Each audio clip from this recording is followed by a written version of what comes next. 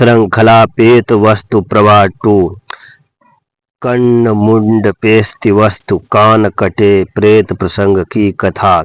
हिमालय की निर्जन गोद में 7 महासरोवरों के प्रदेश में कर्ण मुंड नाम का एक दह के तट पर स्वर्णमयी सीढ़ियों वाला एक दिव्य विमान था। उसकी पोखरणी की रेत सुवर्ण की थी। जब जल में नील और श्वेत कमलों की छाया कांपती थी और मंद पवन सुरभि बिखेरता हुआ हंसों और चक्रवाकों के कलरव को साथ लिए फिरता था।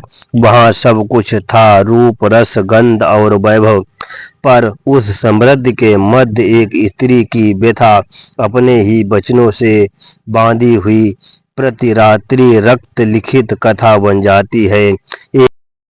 ये कथा प्रारंभ होती है प्राचीन काल में किमिल नगर में। एक उपासक, श्रद्धालु और सतपथगामी अपने साथियों सहित विहार निर्माण, सेतु बंधन और दान कर्म में रत था। उसकी पत्नी भी अन्य स्त्रियों के साथ मालाओं और गंध से सुसज्जित होकर समय समय पर विहार जाती थी। वे सब सम्मानित, संयमशील और धर्मनिष्ठ प्रतीत होती थी।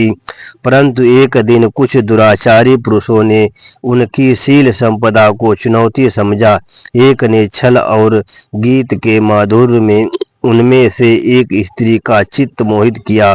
वो क्षणिक प्रमाद में पतित हुई। जब उसके पति ने संदेह प्रकट किया, उसने कठोर शपथ ली, यदि मैंने पाप किया हो तो छिन्न कर्ण काला कुत्ता जन्म जन्मांतर में मुझे भक्षण करे। अन्य स्त्रियों ने भी असत्य का समर्थन करते हुए कहा, यदि हम जानती हो तो हम उसकी दासियां बने। शपथ का शब्द केवल वायु में नहीं जाता, वो चेतना में अंकित होता है। उसी समय का बीज फलित हुआ। मृत्यु के पश्चात वो स्त्री कर्ण दह के तट पर विमान पेती के रूप में उत्पन्न हुई। 500 स्त्रियां जिन्होंने असत्य का साथ दिया था, उसकी दासियां बनी। दिन में वो दिव्य ऐश्वर्य का अनुभव करती।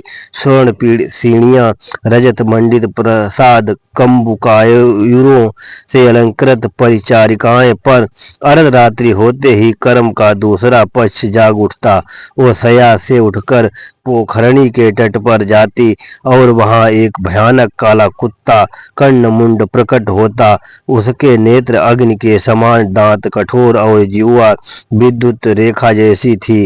वो स्त्री को भूमि पर गिराकर उसके अंग अंग को खा जाता। केवल अस्थियों का जाल शेष रहता, फिर उसे जल में फेंक देता। जल स्पर्श से वो पुनः पूर्व स्वरूप धारण कर अपने विमान में लौट आती।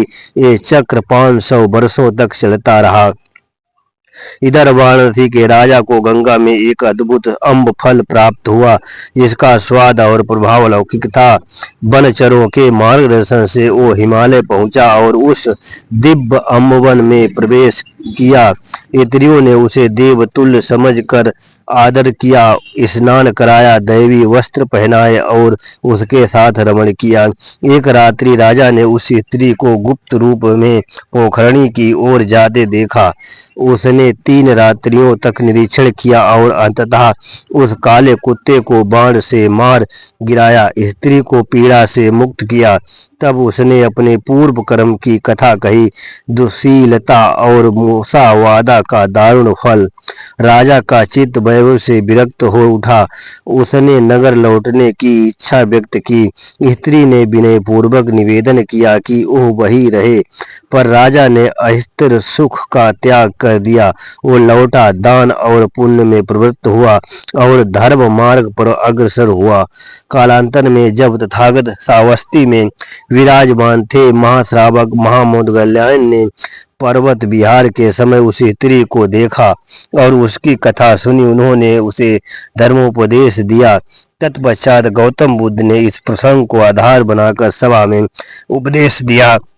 जन समुदाय के हृदय में संवेग जागा। इस कथा का मर्म केवल दंड का वर्णन नहीं, प्रत्युत चेतना की स्वच्छता का संकेत है। कर्म का बीज स्वयं अपने फल का विधान करती है और वाणी का सत्य चाहे क्षणिक आच्छादन हो, दीर्घकालिक बंधन बन सकता है। स्वर्ण सीढ़ियों वाले उस विमान में ऐश्वर्य था पर शांति नहीं, और जिस क्षण सत्य का आलोक प्रकट हुआ वही मुक्ति की दिशा बन गया। कर्ण मुंड पेति वस्तु हमें स्मरण कराता है, मनुष्य का वास्तविक वैभव बाह्य विभूति में नहीं अपितु सत्य और संयम की अखंड ज्योति में है। नमो बुद्धाय। जय सम्राट अशोक महान।